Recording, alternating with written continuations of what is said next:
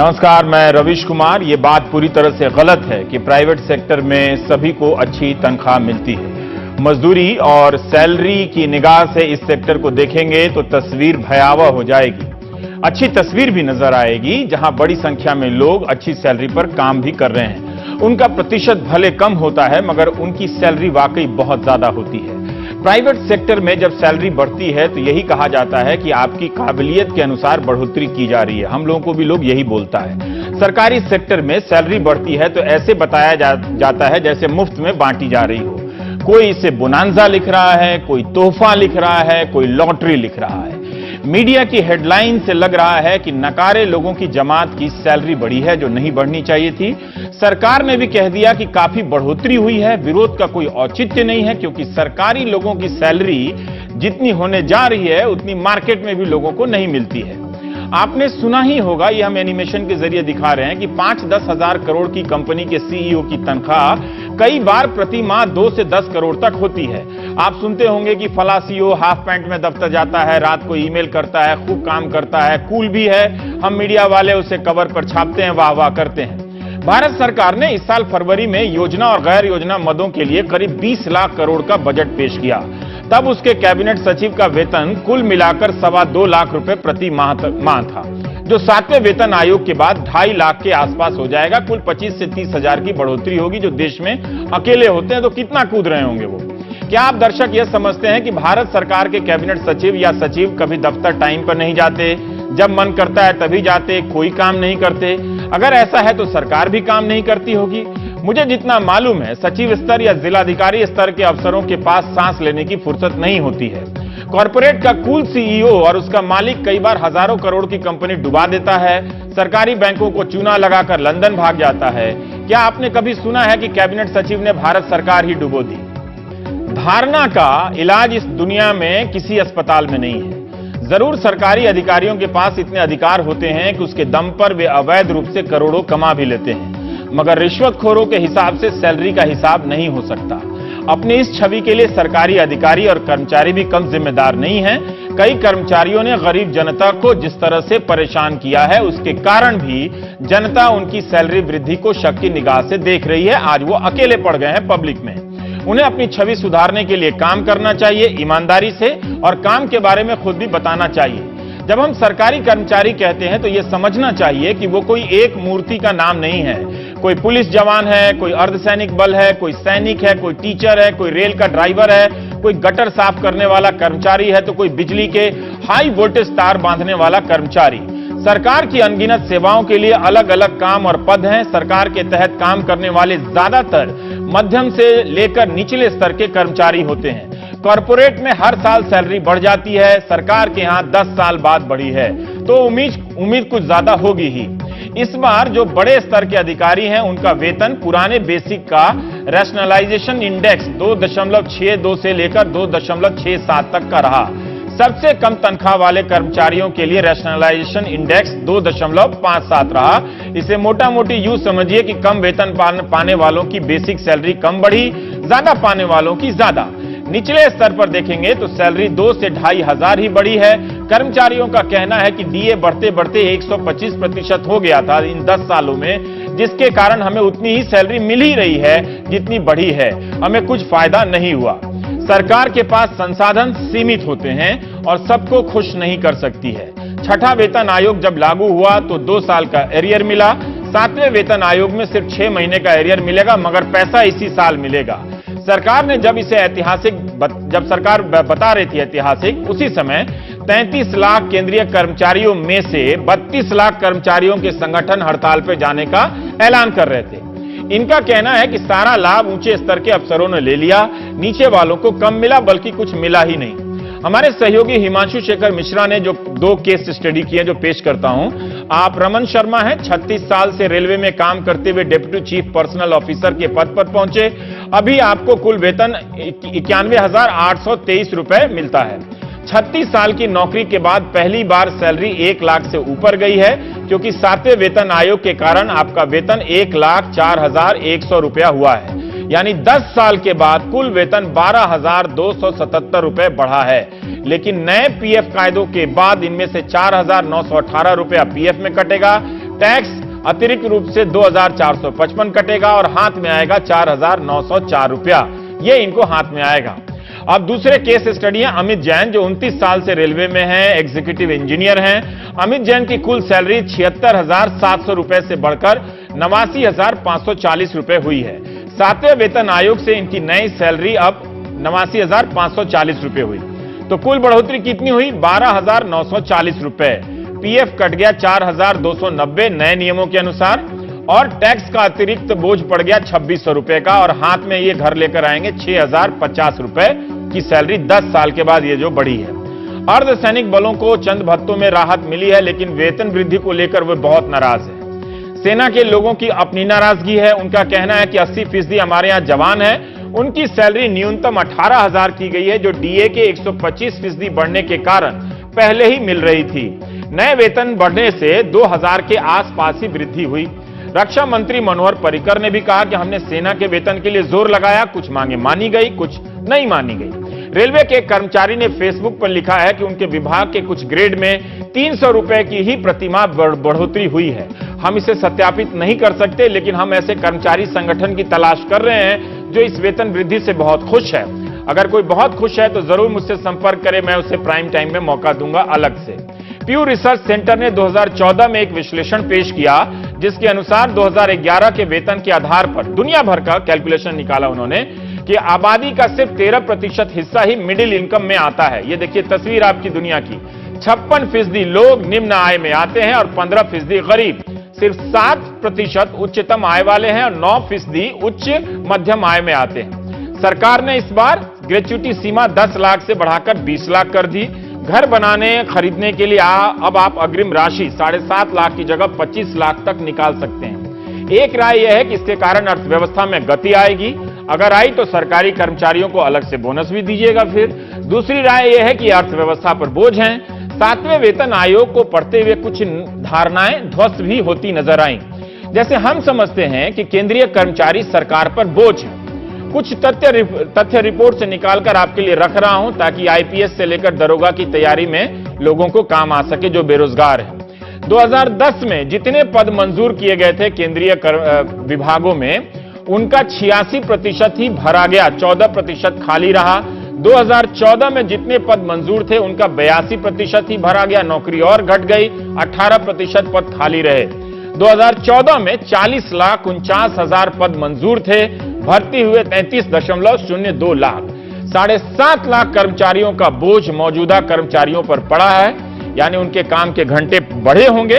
2014 के मंजूर पदों की संख्या के हिसाब से केंद्र सरकार 7 लाख लोगों को नौकरियां दे सकती है, जबकि केंद्र सरकार साल में 1 लाख लोगों को ही रोजगार दे रही है। बेरोजगार अपनी रैलियों में इस आंकड़े का इस्तेमाल कर सकते हैं। 7वें वेतन आयोग की रिपोर्ट में अमेरिका और भारत के केंद्रीय कर्मचारियों की तुलना की गई है। यह तुलना बहुत ही दिलचस्प तुलना है, और जो आंकड़े उपलब्ध थे इसमें, तो 1 लाख की आबादी पर भारत में केंद्रीय कर्मचारियों की संख्या कितनी है? 139। अमेरिका आबादी में भारत से बहुत कम है, वहां 1 लाख की आबादी पर केंद्रीय कर्मचारियों की संख्या कितनी है? 668। जो सुपर पावर है, जो हमें बनना है, तो यानी हमें 139 से ज्यादा भर के 668 पे जाना है। बताइए, जिससे हम सीख कर प्राइवेटाइज कर रहे हैं, उसके यहां कितने सरकारी कर्मचारी हैं और हमारे यहां का कितने? यही नहीं, रिपोर्ट में लिखा है कि डाक, संचार और रेलवे तो व्यावसायिक गतिविधि हैं, वो कमाते भी हैं कुछ। उनके कर्मचारियों की संख्या निकाल दें और इसके साथ गृह मंत्रालय के पुलिस और अन्य सैन्य बलों को निकाल दें, तो केंद्रीय कर्मचारियों की वास्तविक संख्या 4,18,000 ही है, जो बहुत छोटा है। रिपोर्ट में इन्हें core of government of India कहा गया है। तो हम प्राइम टाइम में बात करेंगे। हमारे साथ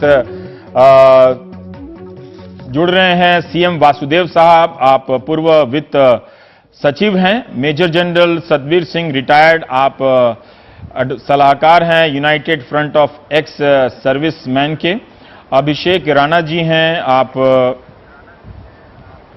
अश्विनी राणा जी हैं, माफ कीजिएगा, भारतीय मजदूर संघ के आप सदस्य हैं। अश्विनी जी, आप बताइए, सरकार ने कहा है कि ऐतिहासिक वृद्धि है ये, और आप लोग इतनी जल्दी और हमारे साथ रुमेल दहिया साहब भी हैं। आप डिप्टी डायरेक्टर जनरल हैं, माफ कीजिएगा मैं परिचय देना भूल गया, IDSA के, और आपने और इंडियन इंस्टीट्यूट ऑफ अहमदाबाद और कोलकाता ने management, Indian institute IIM Kolkata और IIM अहमदाबाद ने भी अपने अध्ययनों से इसमें मदद की। मैं आपसे जानना चाहता हूं कि एक ऐतिहासिक वृद्धि हुई, इतना बड़ा फैसला आया जो वित्त मंत्री ने कहा है, फिर भी आप लोग क्यों विरोध कर रहे हैं? विरोध के लिए विरोध कर रहे हैं? नहीं, विरोध के लिए विरोध का कारण नहीं है। भारतीय मजदूर संघ का मजदूरों के लिए एक अनुपात डिमांड हुई है, मांग है कि 1 और 10% का डिफरेंस होना चाहिए। लेकिन यहाँ का निचले स्तर पर 1% और ऊपर वाले स्तर पर 12.5%, यानी कितना गैप जो है वो एक बढ़ गया, वो सीधा सीधा दिखता है। दूसरा वो कहते हैं ऐतिहासिक है, तो अभी आप भी बता रहे थे कुछ जो स्टडी बताई, मेरा तो गलत भी हो सकता है, मैं पढ़ के बताया हूं। सरकार कहती है कि 23% हमने दिया। सरकार का इसमें प्रतिनिधि नहीं है, क्योंकि जब ऐतिहासिक है तो फिर अब 23% की वृद्धि बताते हैं। 23% की ग्रॉस वृद्धि हो सकती है, लेकिन जो कर्मचारी के हाथ में आ रहा है वो तो कुछ नहीं आ रहा। जो सबसे नीचे कर्मचारी है जिसकी 7 से 18,000 हुई, उसको नए वेतन के अनुसार सिर्फ उसका ग्रॉस 4,470 रुपए बढ़ रहे हैं, क्योंकि आपने HRA 6% कम कर दिया है, तो 4,470 बढ़ते हैं, लेकिन उसकी नेट जो है वो 1,800 रुपए ही बढ़ रहे हैं। यानी पहले उसको 18,180 मिलता था 7,000 बेसिक पे, अब उसको 19,870 ये मिलेगा, तो उसको 1,800 रुपए मिले, तो 18,000 के ऊपर 10 साल के बाद वृद्धि हुई। तो 10% की वृद्धि लेकर उसने क्या पाया? इससे अच्छा तो वो पुराना ही चलता रहता और उसको हर 6 महीने के बाद 6% 7% DA बढ़ जाता, तो कम से कम वो ये तो कह सकता मतलब कि भाई हमारा वेतन वृद्धि नहीं हुई। तो पर आप लोग वाकई आप लोग नाराज हैं इससे? बिल्कुल। और दूसरा, ये जो ऊपर के अधिकारी हैं, जो IAS हैं या उसके ऊपर जो लोग हैं जिनके लिए ज्यादा बढ़ाया गया है, वो बहुत कम है, लेकिन जो मेजर 90% C और D क्लास के कर्मचारी हैं उनके लिए तो वृद्धि कुछ भी नहीं है। उनके लिए वृद्धि कुछ भी नहीं है, लेकिन सरकार ने बहुत सारी सुविधाएं भी तो दी हैं। ये भी तो देखिए, ग्रेच्युटी बढ़ा दी है। ग्रेच्युटी का लाभ किसको मिलेगा? 10 लाख तक की जो ग्रेच्युटी पहले थी वो भी C और D वालों को 10 लाख नहीं मिलता। अब जो बढ़ने के बाद जो ग्रेच्युटी का भी फायदा होगा वो ऊपर के अधिकारियों का। अच्छा, ये बाकी आप लोगों के लिए, जो बाकी जो कर्मचारी हैं उनके लिए नहीं? सिस्टम से कैलकुलेशन के हिसाब से उसको मिलेगा ही नहीं, क्योंकि उसकी सैलरी नहीं है उतनी, तो कहां से मिलेगा? उसका PF भी ज्यादा कटेगा, उसका इनकम टैक्स भी कटेगा, राइट। नेट होम तो उसको कुछ नहीं मिल रही। ठीक है। अब सतबीर जी, आप मुझे बताइए हमारे दर्शकों को कि सेना के ढांचे में जो 15 लाख सैनिक हैं हमारे देश में, बहादुर सैनिक, उनका 80-85% जवान है, ठीक है? तो पहले आप संक्षेप में ये बता दें कि जवानों की कितनी वृद्धि हुई, क्योंकि हम जवानों को लेकर आजकल बहुत भावुक होते हैं टीवी में भी, और आप अफसर लोगों की कितनी वृद्धि हुई, ऑब्जेक्टिवली कह दीजिएगा ताकि जनता को ये बात समझ में आए कि ऐतिहासिक वृद्धि है। रवीश जी, आपका मैं बहुत बहुत धन्यवाद करता हूं कि आपने हमें मौका दिया पूरे देश को ये बताने के लिए। हमारे फौजों के जो 7th पे वेतन है, इसके बारे में बहुत हमने आवाज सुनी है पिछले कई दिनों से, और कल जो ऐतिहासिक बोला गया है उसके बारे में भी मैं सिर्फ यही कह सकता हूं, एक सैनिक विशेषज्ञ होने के नाते, कि फौजों को पिछले 70 साल से ही इनको शॉर्ट चेंज किया गया है और इनको जो उनका असली हक है वो नहीं दिया गया। आप ये देखिए कि फौज के अंदर एक सिपाही 18 साल में आता है और 35 साल में घर चला जाता है, और उसकी जो पेंशन है उसको हाफ कर दी जाती है। और एक देशवासी शायद नहीं जानते कि बाकी जो हमारे सेंट्रल सर्विसेज के आंकड़े हैं, उनका औसत आयु 76 और 77 साल का रेलवे का है, और हमारा फौजी जवान 59 साल से 64 साल तक ईश्वर को प्यारा हो रहा है। हमारा जेसीओ साहब 67 साल का हो रहा है, और हमारा ऑफिसर साहब 72.5 साल का। ये जो हमने आयु बताई है, ये गवर्नमेंट के डिपार्टमेंट ने करी, राइट, इसका विश्लेषण हुआ गया।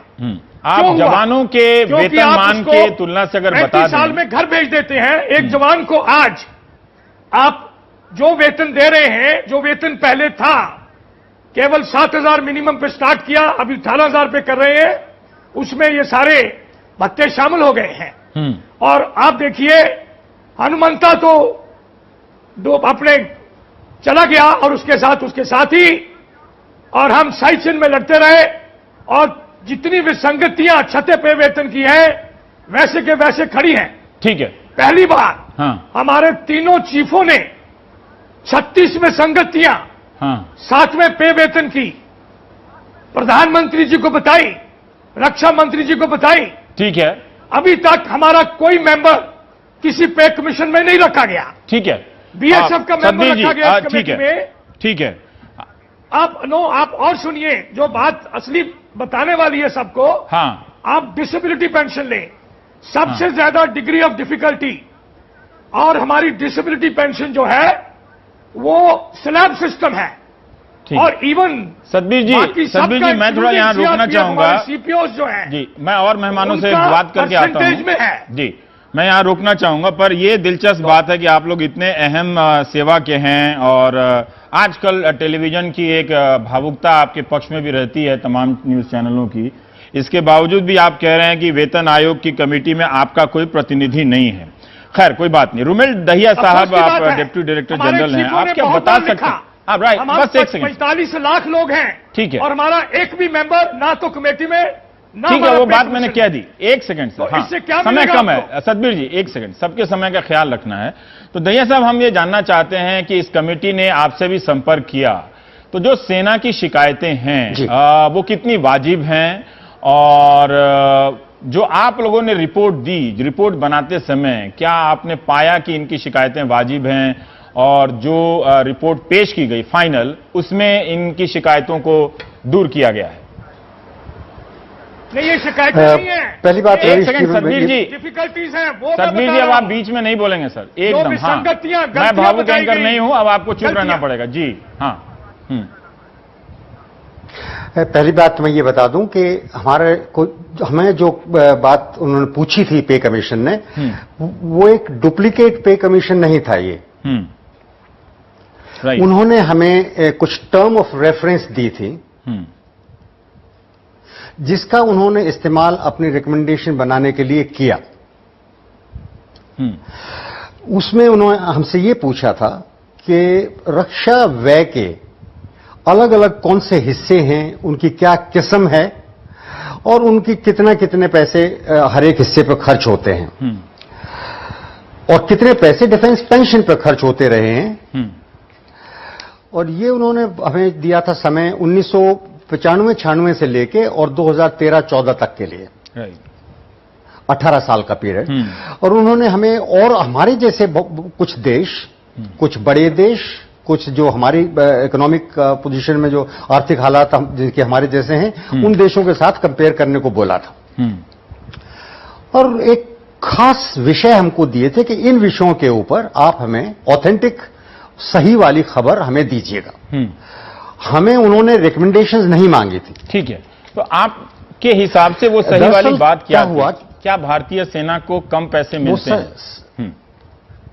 जी, इसमें जो उन्होंने पूरी बात को घुमा के और इस बात पे ले लिया कि हमारा खर्चा तनख्वाह पे ज्यादा हो रहा है और पेंशन पे ज्यादा हो रहा है और मॉडर्नाइजेशन पे कम हो रहा है। अभी मॉडर्नाइजेशन पे अगर पैसा कम खर्च हो रहा है तो इसका मतलब ये नहीं है कि भी आप तनख्वाह जो है तनख्वाह में से काट के मॉडर्नाइजेशन पे लगा दीजिए और फौज फिर ठीक खुश रहेगी। उसका बड़ा सिंपल तरीका ये है कि अगर हमारा खर्चा जीडीपी के हिसाब से 3-3.5% तक हुआ है संकट के टाइम पे, और अभी आज के दिन इसको हर साल घटा के 1.7 मतलब 1.7 पे ले आए गए हैं, तो जरूरी बात है कि अलॉटमेंट जो है वो कम हो रहा है। उसकी वजह से हमारा जो मॉडर्नाइजेशन पर खर्चा है वो कम हो रहा है। तो उन्होंने क्या किया है कि जो हमने सही जो first hand information government website से लेके ऐसे करके 10 देश हमने चुने, जिनके बारे में स्टडी करके हमने कंपैरेटिव चार्ट्स उनको दिए, और हमने उनको इसमें भी साफ किया कि किस तरह से हमारे हालात दूसरे देशों के हालातों से अलग हैं। बहुत सारे ऐसे देश नहीं हैं जिनके 2 न्यूक्लियर आर्म्ड दुश्मन हों, जिनके साथ लड़ाइयां लड़ी गई हों, जिनके कोस्टल सिक्योरिटी खतरे में हो, जहां पे आतंकवादी हमले होते हों, जिसके देश में बहुत सारी जगह पे आतंकवाद फैला हुआ हो। ठीक, ऐसे हालात दूसरे देशों में किसी भी देश में नहीं। रुमेल साहब, मैं आपसे एक सवाल ऐसे हालात में जी, कि हमारी सेना के जो जवान हैं वो दुनिया में श्रेष्ठ माने जाते हैं। क्या उन्हें जो पैसा मिलता है, आपने जो अध्ययन किया, वो दुनिया के बाकी सेनाओं की तुलना में बेहतर मिल रहा है? जी, मैं तो कई देशों में के सैनिकों को जानता हूं। बाहर मैं डिफेंस अटैचे रहा हूं 3 देशों में, तो वहां के जवानों के बारे में भी जानता हूं। मैं इतना कह सकता हूं कि जितनी कम से कम तनख्वाह में और कम से कम सुविधाओं के साथ भारत का सिपाही ज्यादा से ज्यादा तकलीफ उठाता है, इसका किसी भी देश के साथ कोई मुकाबला हो ही नहीं सकता। आपने एक ही लाइन में सारी हमारे बात कपड़े खराब, हमारे कपड़े खराब आते हैं। कल भी आया था कि सियाचिन के ड्रेस खराब है, सूट खराब है। हमारे हथियारों में कमियां निकलते हैं, अम्युनिशन हमारा ठीक नहीं होता। इज्जत जो है सरकार की तरफ से, जो तनख्वाहें कम होती हैं, उनकी पोजीशन कम होती है। इस सारी चीजों को देखते हुए तो कई बार ये मन में आता है कि इस देश का सिपाही किस वजह से उसके बावजूद भी रोजाना जान देने के लिए तैयार घूमता है। रुमेल साहब, आपने दहिया साहब, आपने तो जो बात कह दी। अब हमारे साथ हैं सीएम वासुदेव साहब हैं, पूर्व वित्त सचिव हैं।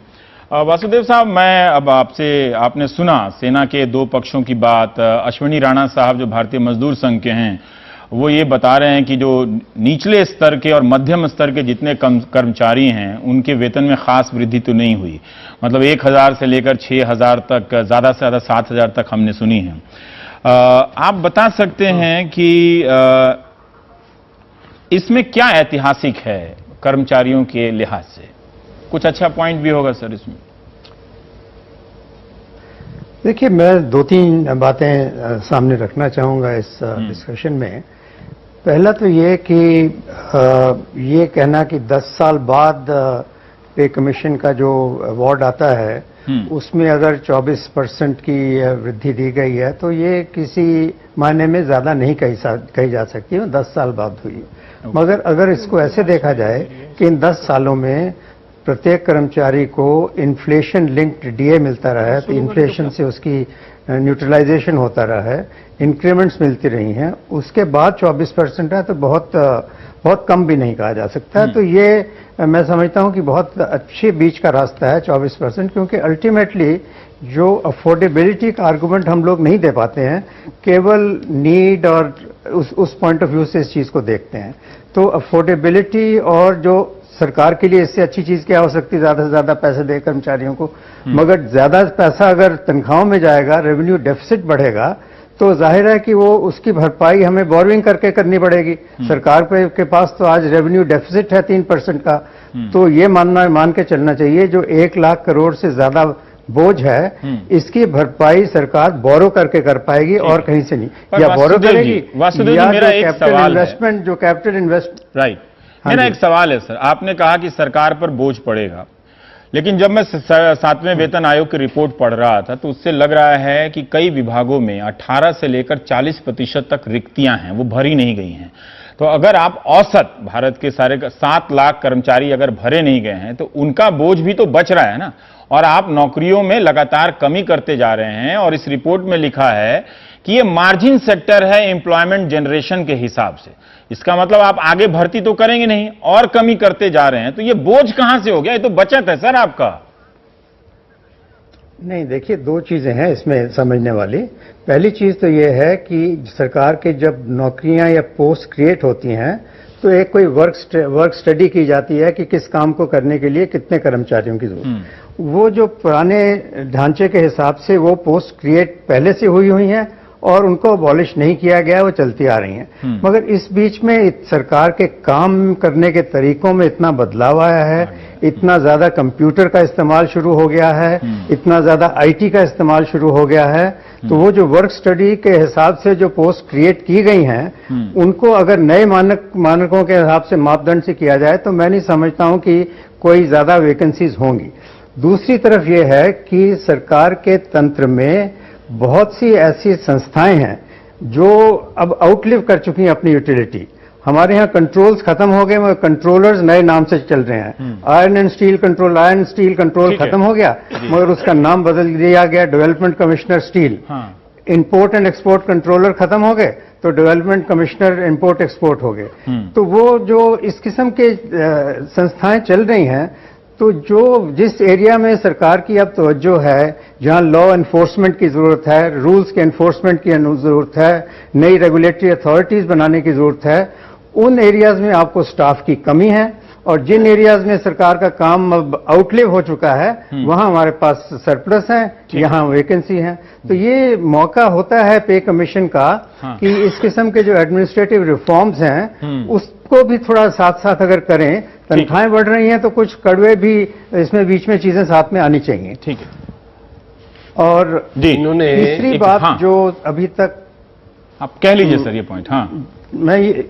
मैं ये कह रहा था कि अभी जो कंपैरिजन डिफरेंट आर्मी का और सिविल का ये हो रहा है, असल में दिक्कत यह है कि 10 साल में एक पे कमीशन बनाइए, उससे आप ये एक्सपेक्ट करें कि जज से जो हेडेड है कि आर्मी का, नेवी का, एयरफोर्स का, सिविल का, साइंटिस्ट का, प्रोफेसर्स का, टीचर्स का, डॉक्टर्स का, इन सब के बारे में क्या तालमेल होना चाहिए, ये संभव ही नहीं है। ये जो हमारा तरीका है, शुरू से 7 पे कमीशन बन चुके हैं, ये बंद होना चाहिए और हर सेक्टर के लिए अपनी जरूरत के हिसाब से आप अपना सैलरी स्ट्रक्चर बनाइए जो उनकी नीड्स हैं। अगर आर्मी की ज्यादा नीड्स हैं तो उसको अलग करिए, मगर ये कंपेयर करना कि आर्मी को इतना है, फलाने को इतना है, इसका इतना नहीं है, ये संभव नहीं है। तो हमें ये पे कमीशन के ढांचे से निकलना चाहिए और कोई ऐसा सिस्टम मुक्ति पानी चाहिए और सेक्टर वाइज होना चाहिए, सेक्टर वाइज होना चाहिए। अदरवाइज इसको कहते हैं ना हम एप्पल्स एंड ऑरेंजेस को कंपेयर करते रहते हैं। जी, सेक्रेटरी लेवल की एक कमेटी है, उसमें सेक्रेटरी लेवल के लोग हैं। जो सेक्रेटरी लेवल के लोग हैं वो तो अपने बारे में सोचेंगे ना, वो बाकी डिफेंस के बारे में या और डिपार्टमेंट के बारे में या सीडी के बारे में उनकी चिंता कहाँ है? तो आप सरकार से ये मांग कीजिए ना कि हर साल वेतन आयोग लागू कर दीजिए। फिर हर साल करें, हमें क्या दिक्कत है? हम तो चाहते हैं वो जो डीए देते हैं वो भी सरकार की मर्जी पर रहता है कि डीए देंगे कि नहीं देंगे 6 महीने के बाद। दूसरा इन्होंने कहा कि जो रिक्त पद है, सतबीर जी, हाँ, हमारा ये कहना है कि सरकार में जो वैकेंसियां हैं वो तो पहले फिल हो ही नहीं रही और जो काम भी हो रहा उसमें भी आउटसोर्सिंग है। सरकार के घर में ही आउटसोर्सिंग है। इस और वेतन आयोग में आउटसोर्सिंग को भी मान्यता दी गई है कि कई विभागों ने कहा है और उसके लिए रूल रेगुलेशन बढ़ा के। उसके लिए तो ये वेतन है ही नहीं, उसके लिए तो जो ठेकेदार से लेबर ली जाती है उसको 10,000 दिए जाते हैं, लेकिन वो बेचारा जो काम वहां क्लर्क कर रहा है उसको 5,000। आप लोग भी हड़ताल वगैरह करने वाले? हम हड़ताल नहीं करते, हड़ताल का मोरल सपोर्ट कर रहे हैं, लेकिन 8 तारीख को भारतीय मजदूर संघ ने पूरे देश में आंदोलन का आह्वान किया है और सभी संस्थाओं में, सभी शहरों में, अलग अलग जगह पर। ठीक है सतबीर जी, संक्षेप में बता सकते हैं कि जो अफसरान हैं सेना के, उनके वेतन में क्या वो ठीक हुआ है सिविल के कंपैरिजन में? समय नहीं है इसलिए संक्षेप में बताइएगा सर। देखिए रवीश जी, मैं तो पहले कह चुका हूं कि ये वर्स्ट हमारे को जो पे वेतन ने फाइनल अवार्ड दिया वो वर्स्ट है 70 साल में। तो इसमें कहना कि किसी में ठीक दिया है कि नहीं, किसी को भी ठीक नहीं दिया गया, चाहे ऑफिसर्स का आप चाहे जवान का। जो हमारे साथ हम मांगे कर रहे थे, ना तो हमारा सेपरेट पे वेतन, ना हमारा मेंबर, ना हमारा कमेटी में, तो हमारे को कहां से हमको हक मिलेगा, कहां से इंसाफ मिलेगा? ठीक है, मेरे सिर्फ यही कहना है। बाकी अलग करके ऑफिसर साहबान या जेसीओज या जवान सबके साथ ही सबसे जो मैं कह सकता हूं 70 साल में पर रुमेल दहिया साहब सबसे बुरा अवार्ड है जी। रुमेल दहिया साहब हमारे साथ, वो अर्धसैनिक बलों के भी प्रतिनिधि एसपीएस मलिक साहब से मेरी बात हुई तो वो भी काफी नाराज थे। पर दहिया साहब, हम ये जानना चाहते हैं कि क्या आप इस राय से सहमत हैं कि ये जो पे कमीशन का सिस्टम है उसे खत्म कर दिया जाए, जिस तरह से योजना आयोग को खत्म करके नीति आयोग बनाया गया, तो अलग अलग विभाग अपने यहाँ वेतन वृद्धि के मसले को देखें? देखिए, उसको ये मामला जो अभी हमारे पूर्व वित्त सचिव साहब ने बताया था, ये ठीक है, ये इस पर गौर किया जा सकता है, लेकिन इसमें एक दिक्कत आएगी कि किस हिसाब से लोग अपना हिसाब वो करेंगे। इसमें कोई दो राय नहीं है कि लोगों की आम शिकायत है कि आईएएस का एक मेंबर होता है, एक सचिव होता है पे कमीशन का, तो चीजें उस तरफ झुकती हैं। ये मैं इसमें कोई छुप छुपाई बात वाल नहीं कर रहा हूं, मैं साफ कह रहा हूं कि सबके मन में ये बात है कि आईएएस अपने हक में बात करता है। और मैं ये भी समझता हूं, इनकी बात में सच्चाई है एक बात, कि जब हम हर साल बढ़ोतरी करते हैं, हर 6 महीने में डीए की बढ़ोतरी होती है, तो बहुत बड़ी बढ़ोतरी नहीं कर सकते हैं। दूसरा क्या है कि सरकारी कर्मचारी के बात में आपने अपनी प्रस्तावना में भी कहा था, देखिए जो 5,000 रुपए का एक टीचर स्कूल में अच्छी तरह पढ़ाता है, प्राइवेट स्कूल में, मैं अपने राज्य की बात कर रहा हूं कि जिस टीचर को 40,000 मिलते हैं, वो अपने बच्चे को प्राइवेट स्कूल में पढ़ाता है और जिस स्कूल में पढ़ाने की तनख्वाह लेता है उसमें पढ़ाता नहीं है। तो अभी देखिए, सरकारी कर्मचारियों को भी अपना काम तो करना ही पड़ेगा। बिल्कुल, काम नहीं करेंगे, हम सिर्फ बढ़ोतरी लेते रहेंगे तो काम नहीं चलेगा। तो ये एक बैलेंस की बात। दूसरी बात ये है कि देखिए, सबसे जो लोगों को शिकायत, एक छोटी सी बात कहूंगा मैं, सबसे लोगों को शिकायत इस बात की नहीं है कि हमें कम बढ़ोतरी हुई है। उनको ये शिकायत है कि दूसरे आदमी को, जिसको इतनी नहीं मिलनी चाहिए थी बढ़ोतरी, उसको मिल गई और हमें उसके बराबरी पे नहीं मिली। अभी हमें इस चीज के लिए ज्यादा से ज्यादा लोगों से बातचीत करके हालात को समझ के और करना चाहिए। ये एक अच्छा पॉइंट है कि सरकार को भी बहुत यूनियनों से संवाद करना पड़ेगा। हमारे साथ एसपीएस मलिक साहब हैं जी। मलिक साहब, समय कम है, क्या आप 2-3 बिंदुओं में बता सकते हैं कि अर्धसैनिक बल के किस अंग में क्या शिकायत है, और कोई एक अच्छी बात भी बताइए जो लोग बहुत खुश हों आपके यहाँ। 1984 के बाद देश की बाहरी और आंतरिक सुरक्षा केवल और केवल पैरामिलिट्री फोर्सेस कर रही है। सर पॉइंट बताएं, समय कम है। मलिक साहब, आप वाइस चेयरमैन हैं अर्धसैनिक बलों के संगठन के, तो 1-2 पॉइंट से हमारे दर्शक को समझ में आ जाए कि क्या नहीं हुआ आपके यहाँ। सबसे पहला पॉइंट यह है कि पैरामिलिट्री फोर्सेस को किसी भी हालत में सिविल सर्विस रूल के साथ गवर्न ना किया जाए। हमारे सर्विस रूल अलग बनाए जाएं, क्योंकि हमारे सर्विस कंडीशन और सिविलियन की सर्विस कंडीशन, उनकी जिम्मेवारी, इन दोनों में जमीन आसमान का फर्क है। अगर देश शांति के साथ सो रहा है तो वो केवल और केवल 84 के बाद में पैरामिलिट्री फोर्सेस की वजह से सो रहा है। मलिक साहब, एक समय कम है, इसलिए अगर आप अपने जवानों की जो सैलरी है, वेतन वृद्धि तक हम सीमित रहे हैं। हाँ जी, मैं उसी के बारे में बताऊंगा ना कि हमारी जिम्मेवारियों को देखते हुए हमें उतनी सैलरी नहीं मिल रही है। कितनी की वृद्धि हुई है आपके यहाँ एक जवान की और एक डेप्यूटी कमांडेंट की? बराबर की जानी चाहिए। सर मैं साधारण सवाल पूछता हूँ। ऊपर और अंदर जी सिर्फ बीएसएफ, सीआरपी, मलिक साहब, आप एक लड़ाई लड़ रहे हैं। देखिए, मैं बहुत छोटा हूँ आपसे उम्र में, लेकिन भूमिका में हम बहुत समय गंवा देते हैं। अगर आप ये बताएं कि आपके जवान की कितनी सैलरी बढ़ी है, डेप्टी कमांडेंट की कितनी सैलरी बढ़ी है? सैलरी बढ़ी कुछ नहीं है, कुछ नहीं बढ़ी है, बिल्कुल नहीं बढ़ी। We are not happy. हमको तो एक सिविलियन के बराबर कर दिया गया।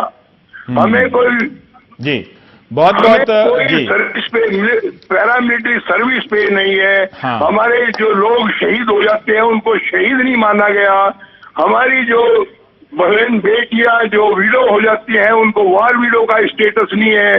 पैरामिलिट्री फोर्सेस की आज की तारीख में सबसे बुरी हालत है। ठीक है, army is getting very very fatty. Malik साहब जी, अब मैं रोकना चाहूंगा, मैंने पहले बताया कि समय कम है। बहुत बहुत शुक्रिया आप सभी का। जी, संक्षेप में एक लाइन ये की बात कहना चाहता हूँ। अपने नरूल का जी जो वो कह रहे थे कि सरकार डीए देती है, हम डीए की मांग नहीं करते। आप महंगाई को रोक लो, डीए मत दो।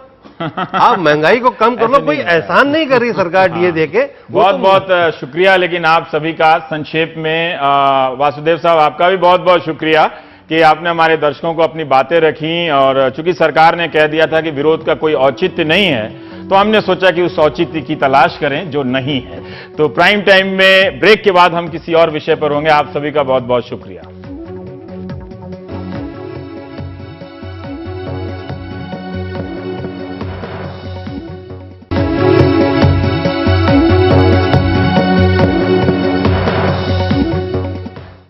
और हमारे साथ प्राइम टाइम में आने वाले पुराने वक्ता और मित्र चंद्रभान प्रसाद मौजूद हैं और डिक्की के सलाहकार भी हैं और चंद्रभान ने खाने का एक कारोबार शुरू किया है। वैसे हिंदुस्तान में भोजन का संबंध राजनीति से है, संस्कृति से है, अलग अलग जातियों से है, धर्म से भी है। तो चंद्रभान के खाने का नाम जो सामान वो बेचने जा रहे हैं दलित फूड्स के नाम से। चंद्रभान, इस देश में ऐसी खबरें हम पढ़ते रहते हैं कि दलित रसोइये का बनाया खाना खाने से बच्चे इनकार कर देते हैं, उनके माँ बाप लाठी लेके स्कूल पहुंच जाते हैं। और आपने दिल्ली में दलित फूड्स के नाम से शुरू किया है, तो ये आपको लगता है कि इसके खरीदार दलित ही होंगे या दूसरे भी आएंगे?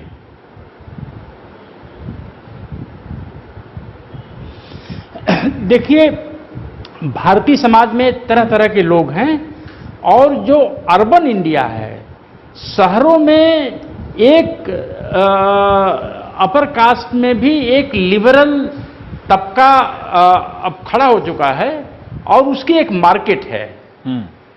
इसलिए हम यह उम्मीद करते हैं कि दलितों का जो फूड है, दलितों का फूड एक रहस्य है, उस रहस्य को दुनिया के सामने लाया जाए और उसके माध्यम से लोग दलितों को जानने की कोशिश करें। क्या रहस्य है? रहस्य क्या है इसमें? क्या दलित लोग क्या अलग खाते थे जो सामान्य भोजन से, जो बाकी लोगों की जानकारी में नहीं है, उनके अनुभव में नहीं है? अच्छा किया आपने सवाल पूछ करके। देखिए, जो बचपन में मैंने दलितों की जो जिंदगी देखी है, गांव से बाहर पूरे भारतवर्ष में दलितों के मोहल्ले होते हैं, इतने प्रतिबंध इनके ऊपर होते हैं, फिर भी हजारों साल से दलित सरवाइव कैसे किए, इस बात को मैं 20 साल से सोचता रहा। और फिर मुझे उत्तर 2008 में मिला, जब मैं करीब 5 या 6 महीने गांव में जाके मुझे रहने का मौका मिला एक रिसर्च के सिलसिले में। तो मैंने देखा दलित बस्ती में भी 80 साल, 90 साल, 95 साल के लोग हैं। कुछ लोग कहते थे फलाना तो 100 साल की उम्र में मरे। तो मैं सोचता था कि दलितों में भी, दलित बस्तियों में भी 100 साल लोग कैसे जीते हैं जबकि इनके पास खाना पूरा नहीं होता है। तब मुझे धीरे धीरे लोगों से बात करना शुरू किया तो बोलते थे हम तो जौ खाते थे, हमें गेहूं का आटा जब पहली बार खाया तो हमें पेचिश हो गई। कोई बोलता था मटर खाते थे। जो शहर में जो दर्शक हैं आपके, उनको शायद यह जानकर आश्चर्य हो कि सूखी मटर का आटा बनता था, बचपन में मैंने भी खाया है। तो दलितों का फूड मिलेट बेस्ड था। उसमें मड़ुआ हो गया, उसमें टांगून हो गया, उसमें तमाम तरह तरह की चीजें थी। तो आज ये चीजें दवा हैं। आज किसी अच्छे डॉक्टर के पास जाइए और बोले मुझे डायबिटीज हो गया है या हार्ट की प्रॉब्लम है, तो वो दवा देंगे, बोलेंगे साथ साथ इस तरह का खाना खाइए आप। तो मुझे लगता है कि दलितों ने जो मजबूरी में खाना खाया था। हाँ, ये और आप बता रहे थे कि जैसे जौ, ज्वार जो सस्ते अनाज हैं, अच्छे अनाजों तक उनकी पहुंच नहीं थी, तो वो जो सस्ते अनाज हैं जो गांव की बोलचाल में कहते थे गरीब लोगों का खाना है, वो खाकर जीते थे। पर पीछे जो आपने जो जार बना के रखा है, जिसको हम लोग बोयाम कहते हैं, छोटे छोटा, उसमें जैम जेली जैसा लग रहा है, तो रामदेव तो ओवरटेक कर लेंगे। बाबा रामदेव भी यही सब बना के बेच रहे हैं।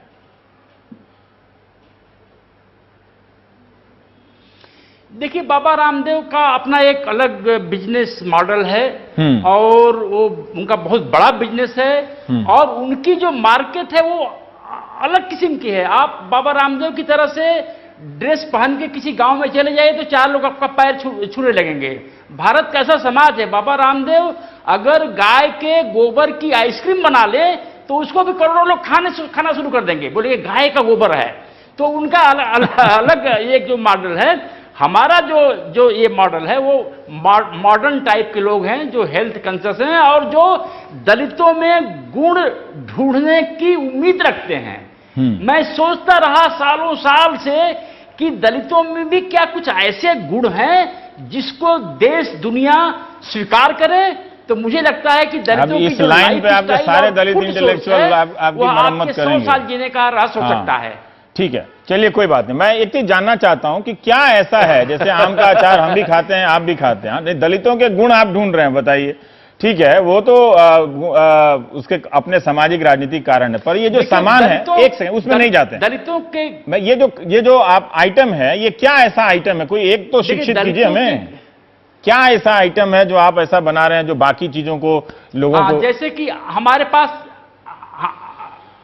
पास आम का एक अचार बनाया है हमने। हाँ। आपको याद होगा कि गांव में महिलाएं आम का अचार बनाती थी, उनको ये नहीं मालूम होता था कि इसमें कौन सी एसिड डाल के इसको प्रिजर्व किया जाए।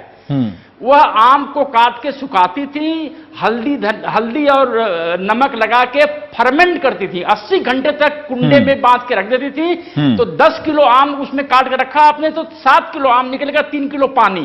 तो इसको पूरा मॉइस्चर आम से निकाल दिया और फिर उसको मसाला लगा के सरसों के तेल में डिप कर दिया। सरसों के तेल में डिप कर दिया, मॉइस्चर पहले से निकल गया है, तो ये 10 साल तक आपका अचार खराब नहीं होने वाला है। और इसमें कोई एसिड नहीं है, इसमें कोई कलर नहीं है। और जो अचार आजकल होटलों में और रेलवे में मिलता है, उसको इतने एसिड से प्रिजर्व करते हैं। और उसको विज्ञान आप एकदम बाबा रामदेव की तरफ बोलने लगे, कैंसर प्रमोट करते हैं। हाँ, मैं समझ गया। एक संक्षेप में जवाब दे दीजिए। आपने दलित फूड्स का नाम रखा, ठीक है, आपने दलित फूड्स का नाम रखा है, तो आप कहते हैं कि पैसा आने से, बाजार बढ़ने से जातिवाद खत्म हो जाता है, जो मैं नहीं मानता हूं। ठीक है, अब इस पे झगड़ा इस वक्त नहीं करेंगे क्योंकि समय नहीं है। तो ये जो आपने छोटी सी दुकान खोली है, अब इसका इम्तिहान तो हो जाएगा। बिल्कुल। और हमेशा अंबेडकर ने यही सिखाया दलितों को कि हमेशा बड़ी से बड़ी चैलेंज को लो। 1913 में चले गए अमेरिका पढ़ने, जब सब लोग ये लंदन पढ़ के और चले आते थे। तो चैलेंज लेना एक बाबा साहब अम्बेडकर की दलितों को शिक्षा है कि चैलेंज लो। और मैं चैलेंज ले रहा हूं कि दलित की बनाई हुई चीज इस देश के लोग खाएंगे और यह बिजनेस सफल होगा। और हजारों हजार दलित रेस्टोरेंट खोलें, ढाबे खोलें, इटरीज खोलें, ठीक है, तभी हम एक अच्छे समाज की ओर बढ़ेंगे। दलित गैर दलित के बीच का जो भेद है खत्म होना चाहिए। बहुत बहुत शुक्रिया चंद्रभान, अब समय नहीं है। बहुत बहुत शुक्रिया, बहुत बहुत शुक्रिया चंद्रभान की। इस बात से एक प्रसंग सुना दूं कि कुछ साल पहले एक शहर में एक नौजवान महिला ने, कोई 30-32 साल की महिला ने शानदार होटल खड़ा किया। वो दलित थी, बहुत कोशिश की मैंने कि आप मुझसे बात कीजिए, तो उन्होंने यही कहा कि ये होटल है, लोगों को पता चल जाए कि मैं दलित हूं तो शायद लोग आए ना। लेकिन उन 10 साल के भीतर चंद्रभान कह रहे हैं कि मेरे खाने के लेबल पे ही लिखा हुआ है कि दलित फूड्स। तो अलग अलग चीजों से गुजरते रहिए, नई नई चीजों को जानते रहिए, प्राइम टाइम देखते रहिए। नमस्कार।